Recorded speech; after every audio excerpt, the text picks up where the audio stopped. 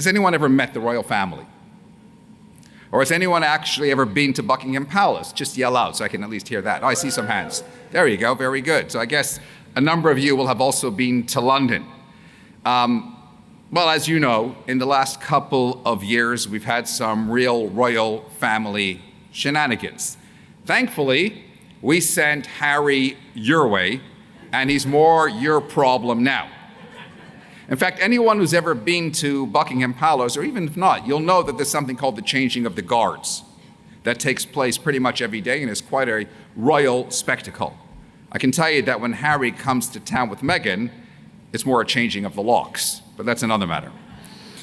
I personally never actually met the Queen, but I did have opportunity to meet the current king previously when he was known as Prince Charles, and I had occasion to meet William, who will ultimately become king, together with his wife Kate, etc.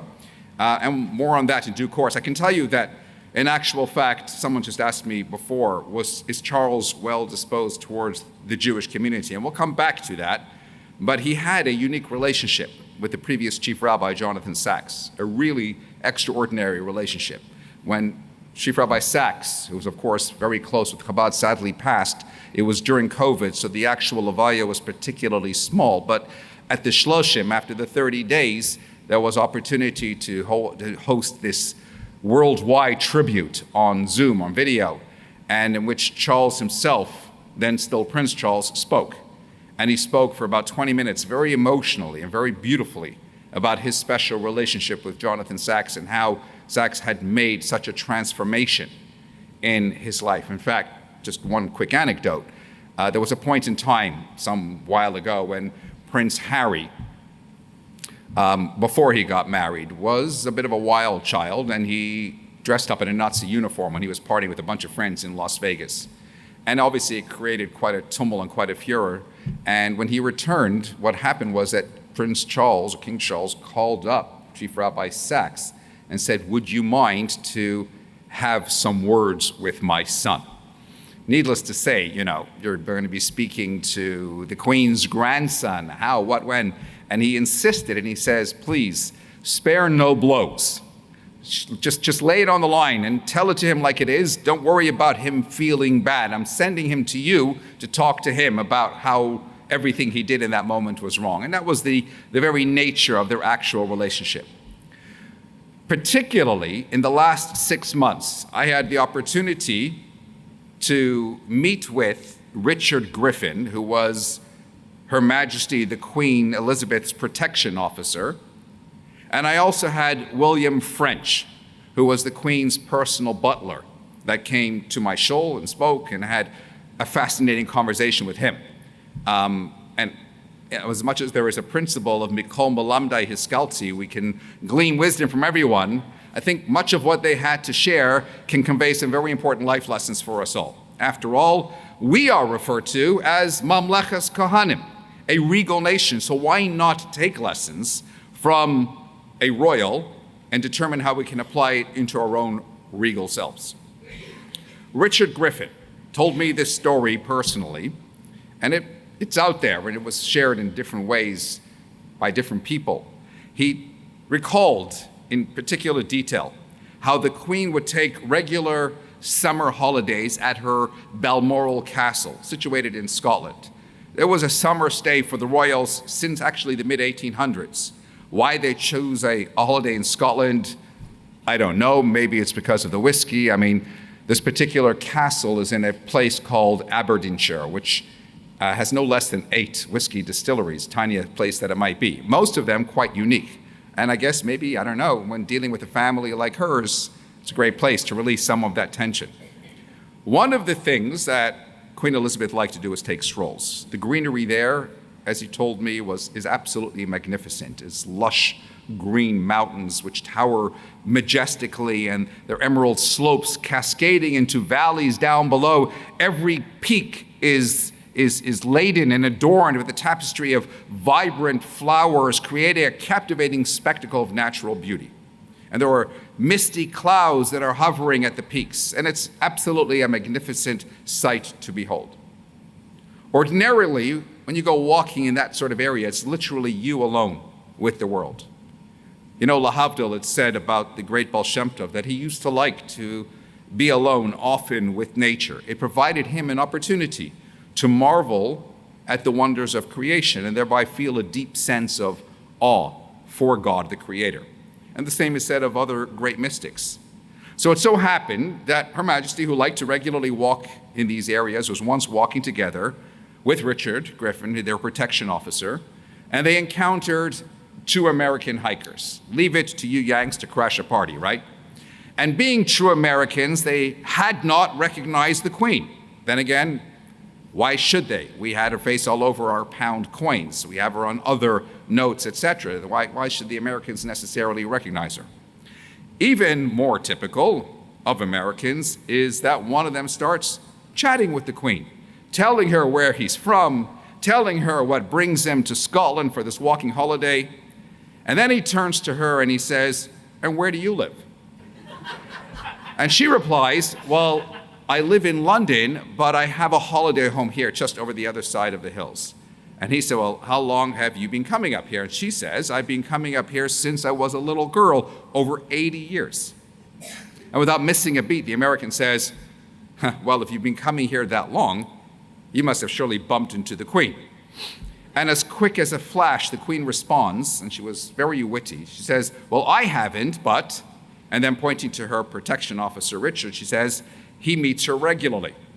And so the American turns to Richard and asks, "What's she like?"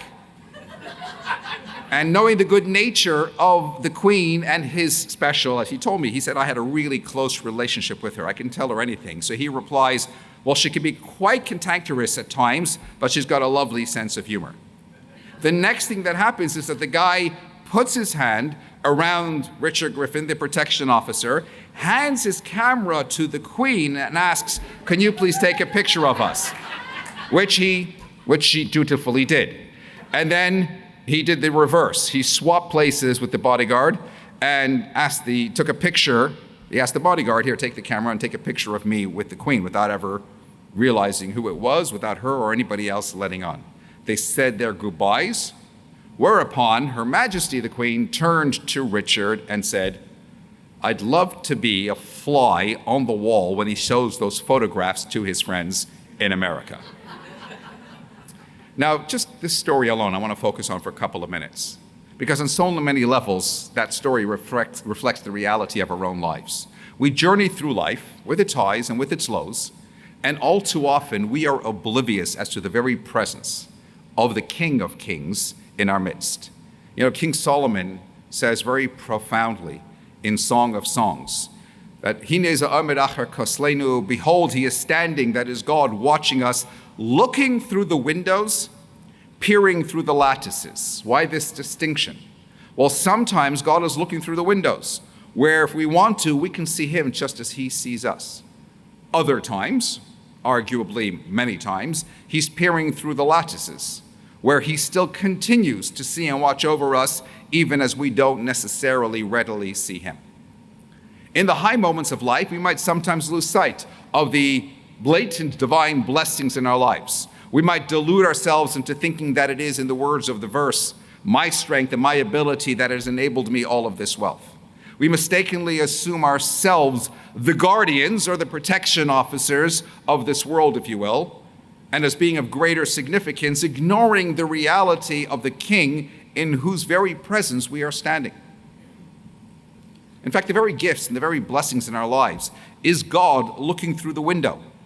And if only we open our eyes, we recognize this and we see him just as he sees us. And we would learn to deal with those blessings accordingly. You know, the ancient rabbis state categorically, with Rosh Hashanah now coming up, that God determines already at the outset of every single year, during the very days of Rosh Hashanah and Yom Kippur, how much we're going to make, how much we're going to earn through the course of the year. We certainly have to make ourselves a conduit through which to receive the blessings. We obviously don't just sit there, twiddle our fingers, and just assume that it's all going to come to us. But even in so doing, in the words of Proverbs, it is the blessing of God that engenders wealth. And therefore we should never become indulgent to the point where material pursuit overtakes broader spiritual perspective. But alas, today's generation, they don't cry over spilled milk anymore. They cry over spilled champagne.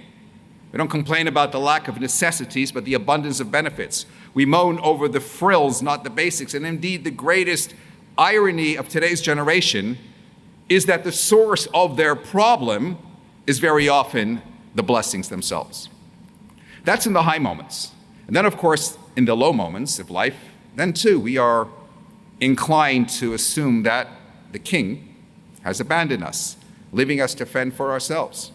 Sometimes we feel trapped in life. Sometimes we feel shackled to our destiny. Again, oblivious to the fact that even as we might sometimes feel emotionally that we've hit rock bottom, it's never, ever really rock bottom. We're really just falling through a trapdoor into a new place, the inner realm of our soul, where we can begin to explore our connection to life and to God in a whole new way. Again, we can't perceive God necessarily always in these moments, and maybe we submit despairingly without seeing a way out. There's that well-known anecdote that they often tell about a man at the end of his life who was shown an image of his life and all the journeys he traveled, and regularly throughout he sees two sets of footprints, which he identifies as being his footprints and that of God's footprints. And then when he looks a little closer, he realizes and determines that at certain intervals of his life, there's only one set of footprints. And when he observes closer still, he realizes that that actually was in the darkest moments of his life. And he turns to God and he says, I don't understand. Why is it that in my darkest moments you abandoned me? And God said, you don't understand. In those darkest moments, I carried you. I would add to that, imagine how despondent you might feel if one day you look back on the roads traveled and you see how next to your footprints in the sand of your life's journey, there's the indentation from the ball you've been chained to every step of the way. If you're going to become imprisoned into your own predicaments and just accept them as your given reality, you'll never be able to breathe the fresh air of brighter prospects. So like that American who was oblivious to the fact that he was standing in the presence of the Queen when having that whole conversation with the protection officer, we have to recognize that God is there. He never overimposes upon his creation. And that in those moments of whatever particular challenge, he's still peering through the lattices. Because the bottom line is, if God got you to it, God will get you through it.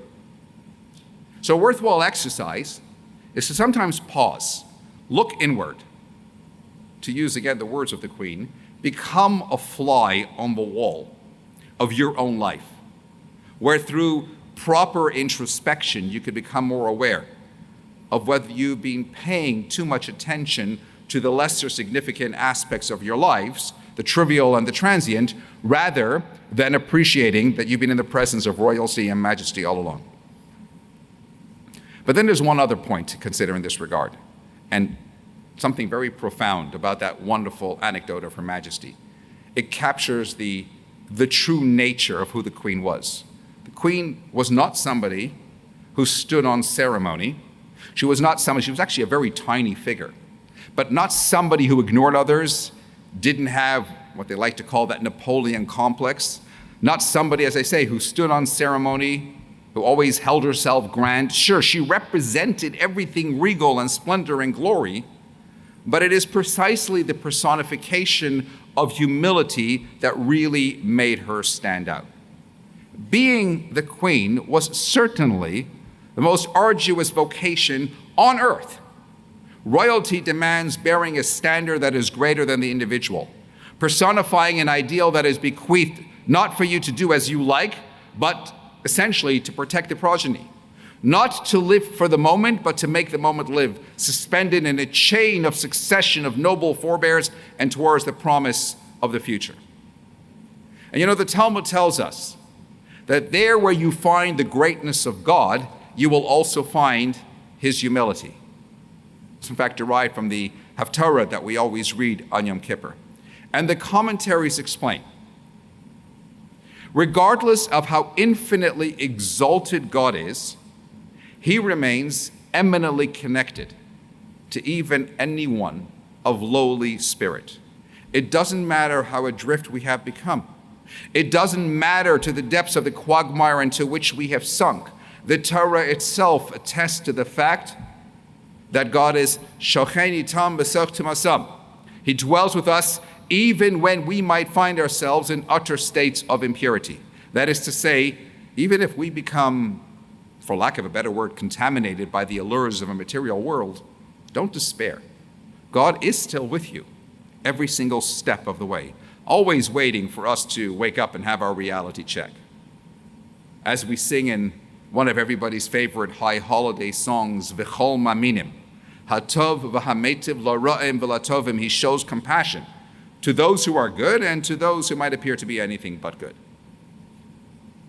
And you know, when we recite the Hallel service on special occasions, we read paragraphs taken from the Psalms, one of which actually declares, he raises the poor from the dust and lifts up the needy from the refuse heap. Sometimes, for whatever the reason, we become poor, that is to say, spiritually poor, impoverished even. But God doesn't stand on ceremony. God doesn't condemn us to some irremediable abyss. Haba l'taher misar nosa, the sages always tell us, one who comes to purify themselves, God will be there to carry you. You make one gesture in the right direction. Undertake one new commitment. Take your baby step, and God will take you the rest of the distance. You know, just to sidetrack for a second, it's worthwhile noting this. It's a very important lesson I learned from my father, Olav Hashalom. The Baal Shem Tov and all other teachers of Hasidism tell us, you know what the tactic of the Yetzer Hara, the evil inclination is? The evil inclination is never going to come along and actually tell you to do a sin, commit a sin, or to tell you don't do a certain mitzvah. He knows which Jew with a burning neshama is ever really going to listen to that. What does the Yetzer Hara come and tell you? The exact opposite. He's going to tell you that you're a nobody. He's going to tell you that you're worthless. He's going to tell you, who are you to open up a siddur after you've done X, Y, and Z? You're on the refuse heap of life. How dare you put on tefillin this one time? Why on earth are you bothering to light Shabbat candles after you've done you know what? You're spiritually impoverished. You haven't been to shul all year. How do you have the chutzpah to suddenly show your face on Yom Kippur? You're worthless. Your mitzvahs are worthless. Everything you do is meaningless. And that ultimately engenders spiritually low self-esteem. That idea that I'm not really worth it, that what I do doesn't really matter, what can I really achieve? So we gradually just give up on more and more things. And eventually, we give up on ourselves, on our spiritual selves altogether. But let's just pause and consider the absurdity of the argument. Let's assume someone, God forbid, has a heart condition, and one of his lungs has conked out. His stomach is weak, his liver he's lost from all the alcohol he's drunk, and one of his kidneys isn't functioning. But he can still do certain things. He's 3/4 gone, his vital organs are struggling, but he loves skiing, so he decides he's going to go skiing. And when he goes out skiing, guess what? He falls and he breaks a leg. Now, what's he thinking to himself? Should I even go to the doctor and get a splint to fix my leg? Why should I? What's the point? If I go to the doctor, I have to pay the splint, the therapy, it's all going to cost money. I'm already 3/4 gone. What's the point? I'll leave the leg alone. That's one way to go about it. But how's that going to leave a person feeling? Even greater despair than before. No one would do that in their right mind. An alternative is, yeah, you know what? You might be 3/4 gone, but a quarter you still have. So try to keep that quarter as strong and as powerful as possible. By all means, fix the leg. It doesn't matter what you have me doing it. It doesn't matter what doesn't work. What does matter is what you can fix and take the moment and fix. You're 3/4 gone spiritually, but you have this 1 minute of putting on tefillin. You have this half mitzvah of lighting Shabbos candles. You have this half a second of doing whichever mitzvah. You're putting the splint on the leg. The Yetzer Hara comes along and says, give up. You're nobody. You're worthless. It's all a waste of time. If you believe him, if you buy into what he has to say, then it's a downhill slope in the backwaters of Scotland. But the hard fact is, we were created in the image of God. As individuals, we bear his royal insignia. And collectively, when we were born into nationhood at Sinai, we were proclaimed, as we said, a regal nation. We all became kings and queens, as it were, tasked with the responsibility of being trailblazers to society. So yes, where you find God's greatness, you will also find his humility. He's there waiting for you, extending a hand to pull you out of your rut. There's a story that actually takes place with an earlier monarch. Actually, it was the Queen's father, several decades before. Him I obviously never met. Beryl Gardner shared this most remarkable story on BBC Radio. He was 12 before World War II. He was one of the children who had left Germany through the Kindertransport. He arrived in England. He was taken to an orphanage. He spent most of his days in that orphanage crying bitterly and asking his caregivers, when will I be able to see my mother and father again? And as hard as they tried to make him happy, it was inconsolable. And one day, Beryl's caregivers found out that King George VI, that's the Queen's father, would be passing through their village, as he frequently did during those early years of his reign. And when they told Beryl that he would be seeing the king pass by that day to lighten him up, it was the first time in a very long time that he suddenly really wasn't crying. He had a plan. Because he and the other Jewish children were going to be taken to the town square to stand behind a barricade and wave, as the English love to do whenever the king or queen passes. And as the royal carriage came closer, Beryl jumped the barricade and he literally ran with all of his might towards the king's carriage. And obviously, as soon as the royal guards there and then saw him, they grabbed him and they carried him back to the barricade. But there was a commotion for a few moments. So the king asked his guards, what's going on? And they repeated, and they said, there's this boy who literally jumped the barricades. He was charging towards your carriage. So we kind of wrestled him down and brought him back. So the king said, well, what did he want? And I said, don't know. So he said, can you summon him forth? Tell him to come close. So the guards go back to the barricade and they ask Beryl to come back towards the carriage. The king looks to Beryl and says, why did you run towards my carriage? Is there something specific that you wanted to do, or that you want to tell me?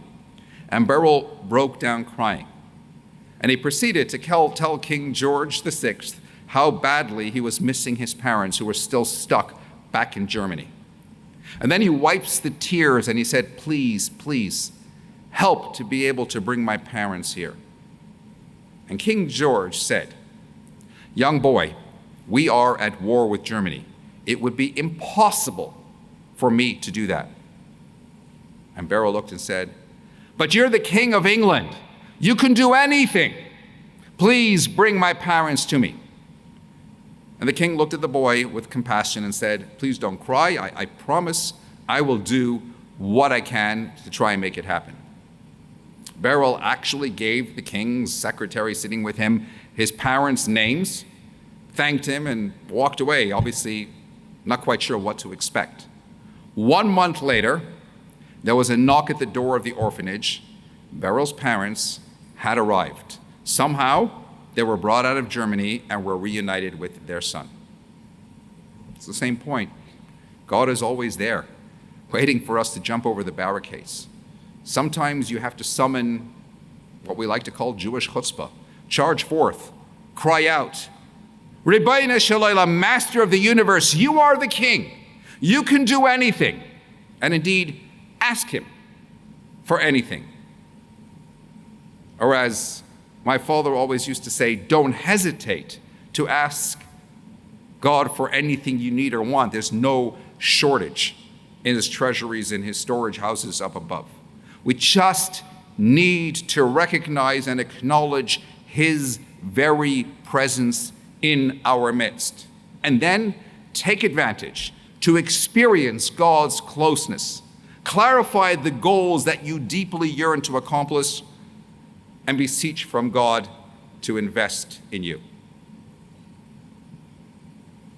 Now, of course, the Queen passed earlier this year, and that in itself prompted all kinds of incredible sadness. Literally, even so I'm Canadian, yes, part of the Commonwealth, and I've been living in the UK now for 32 years.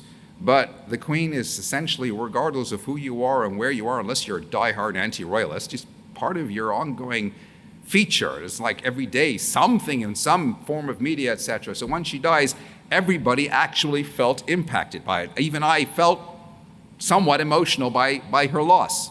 And now we have a king. And of course, the coronation was a big event.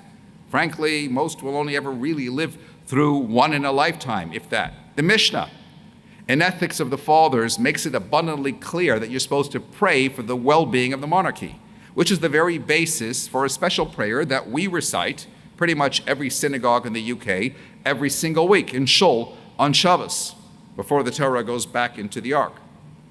When the Jews were exiled to Babylon, the prophet Jeremiah relayed a message: seek the peace of the city to which I have exiled you, and pray to God for its sake. Same principle.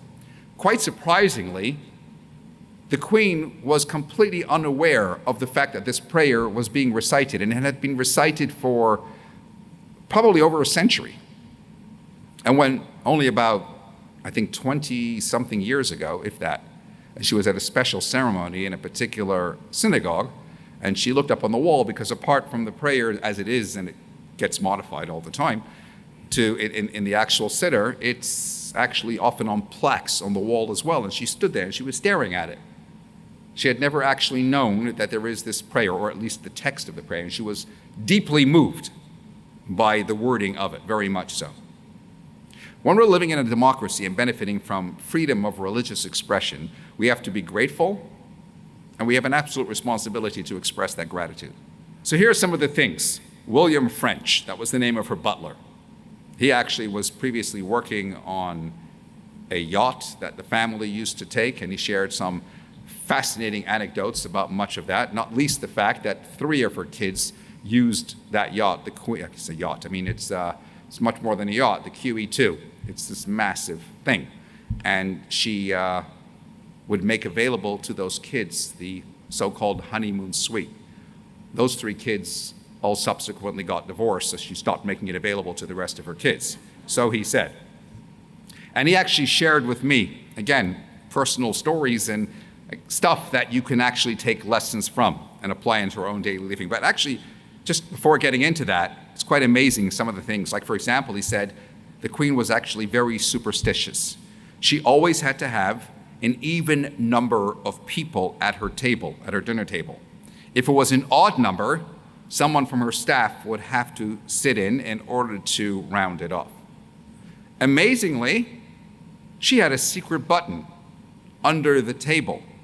If she was sat next to someone with whom things weren't going quite to her liking and she wasn't enjoying, she'd push that button, and butlers were in the kitchen and they would get the signal to know to move things along very, very quickly. Imagine we could all use that sometimes, right? Except you can't use it on Shabbos, but still. Her nickname, anyone know what her nickname was? The Queen had a nickname. It was Cabbage. Don't ask me why, but the only one who ever called her that was Prince Philip. And she liked her bath, which she took every single morning at exactly 7 a.m. And the bath had to be exactly 21 degrees or 69.8 degrees Fahrenheit.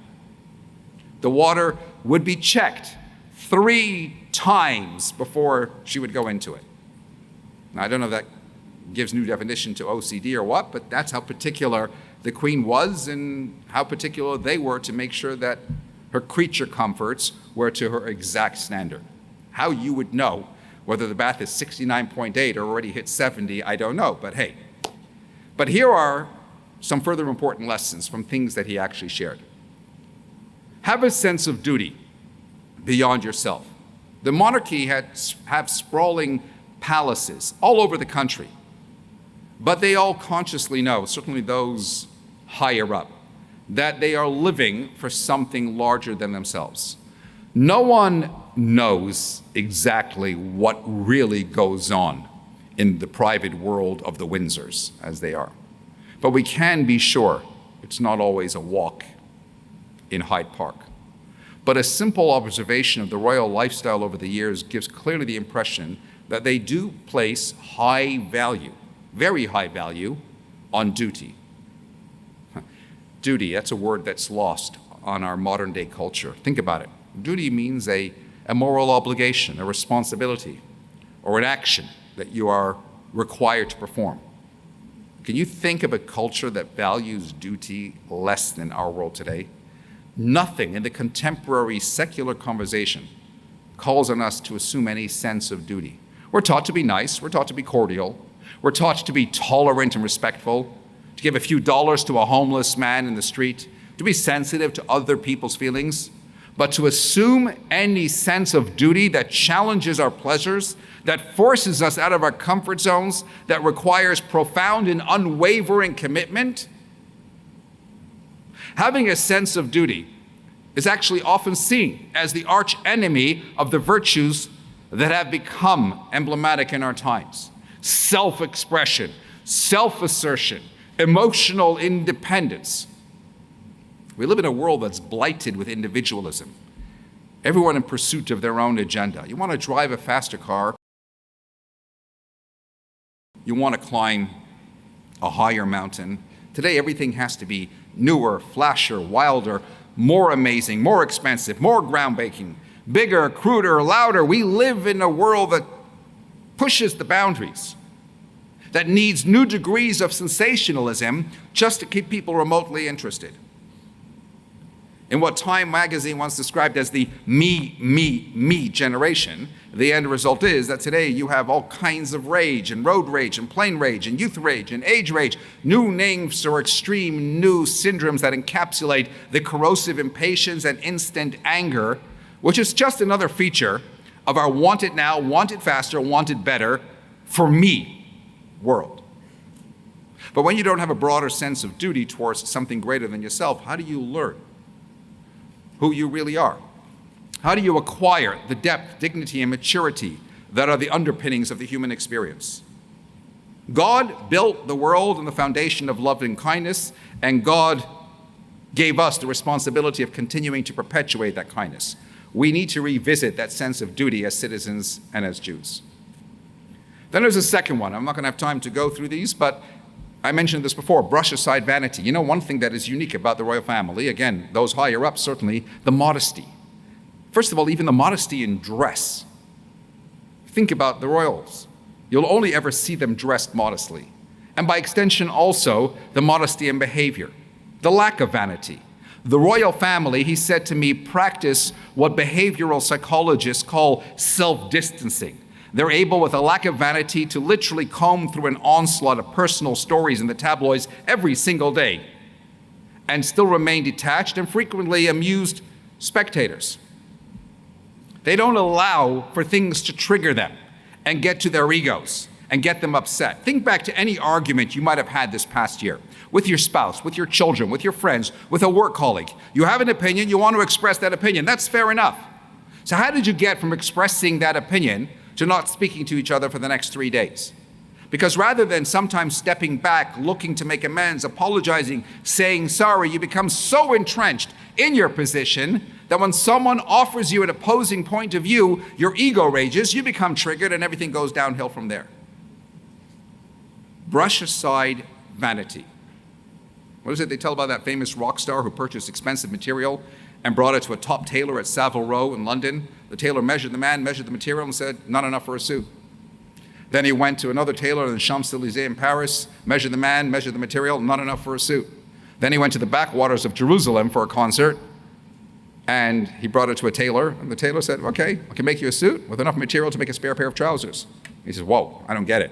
I went to London, I went to Paris, they tell me that they don't have enough for a suit. You can make for a suit and a spare pair of trousers. And he says, yeah, you know, here in Israel, you're not such a big man. In admonishing the people at the end of his life, Moshe declares, I am the one who stands between you and God in order to communicate his word. Or to put it differently, it's the I that gets in the way between ourselves and God. We have to learn to brush aside the vanity, be a little bit more modest, make space for another person. Very quickly, number 3, keep calm and carry on. Notwithstanding whatever the challenge is, and there are plenty, the royal family always stay focused. They always carry on. Let's face it, we are bombarded with negativity all of the time, not just in society, but very much in our own home environments and workplaces. And the clamor of pessimism is echoing all around us. And it's enough to upend our calmness and ability to carry on. Some people thrive on gloom. It feeds on itself. I see it all the time. People get locked into habitual doom and gloom thoughts and the emotions that they produce, fear, sadness, anger, and it becomes their comfort zone. It may not be very pleasant, but it's familiar and therefore comfortable. Like the Jewish boy who calls up his mother, "Mom, how are you?" "Not too good. I've been very weak." "Mama, why are you so weak?" "Because I haven't eaten in 38 days. "Mama, that's terrible. Why haven't you eaten in 38 days? "Because I didn't want my mouth should be full in case you should call." Jewish guilt. There's a concept in psychology called purposeful repressor, which is where someone consciously learns to dial down the negative mind chatter. Could you imagine if the royal family would genuinely pay attention to all of the stuff that's put out there regularly and all of the negativity and how much that would actually drag them down? We have to learn to repress the negative. Few things in life are more powerful than a positive perspective because it affects everything you do. And number 4, silence is golden. There's a brilliant royal mantra. And they've always said this, and everybody knows it. And they live by this. Never complain, never explain. It's true that the royal family has been criticized for often keeping a stiff upper lip. But you will never hear, whenever there's whatever rumor, gossip, and everything else besides out there, you don't hear comment typically from the palace. And it's true that that stiff upper lip can sometimes appear to be emotionally cold. But in our culture of nonstop social media, talk radio, and news commentaries, silence can be golden. Never has the world been more susceptible to negative speech than our social network environment, the harm and the damage that is engendered today through social media. Because whatever you have to say about somebody else reverberates and reaches a far wider audience and is effectively enshrined for all of eternity.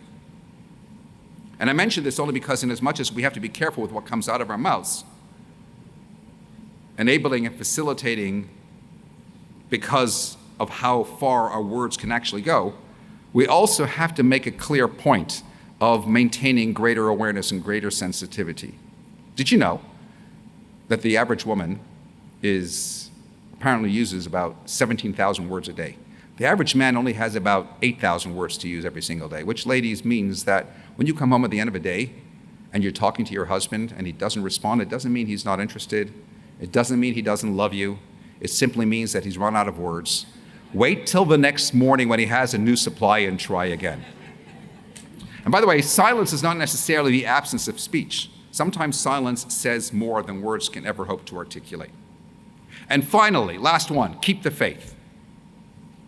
Keeping the faith. The Queen attended prayer services every single Sunday. She went to her church more often than most Jews go to shul.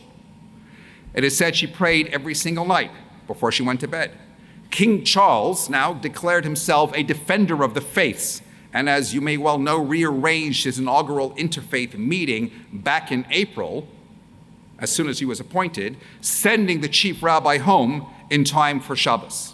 He even organized the coronation to accommodate Shabbos in appreciation and respect of the Jewish faith. And as I mentioned earlier, had a close, deep relationship with previous Chief Rabbi Jonathan Sachs, who moved him, as he said, morally and spiritually.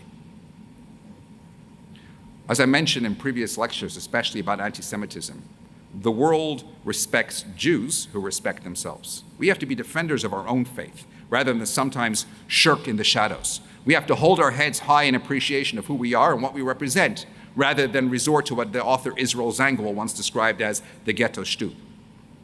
And that's a key point to remember. What is it, that schlemazel who could never earn a living?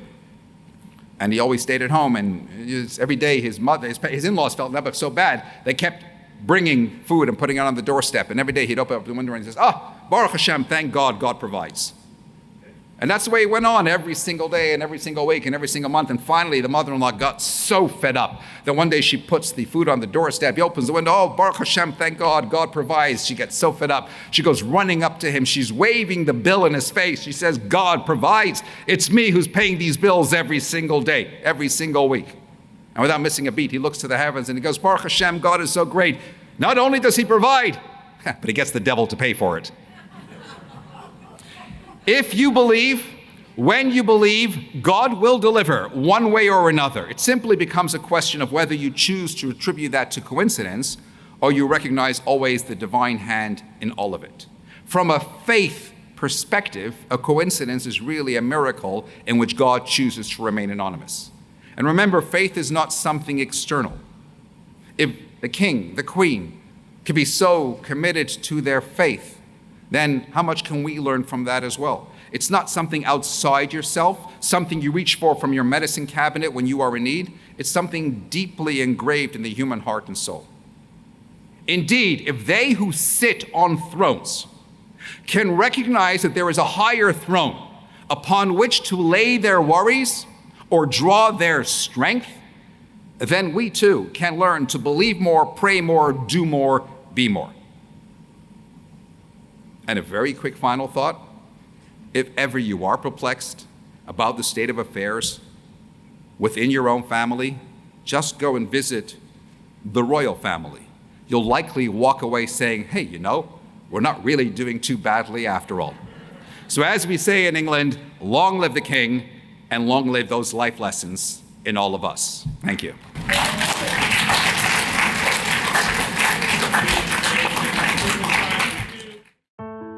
What did you think about this video? Comment below and click subscribe for more videos like this.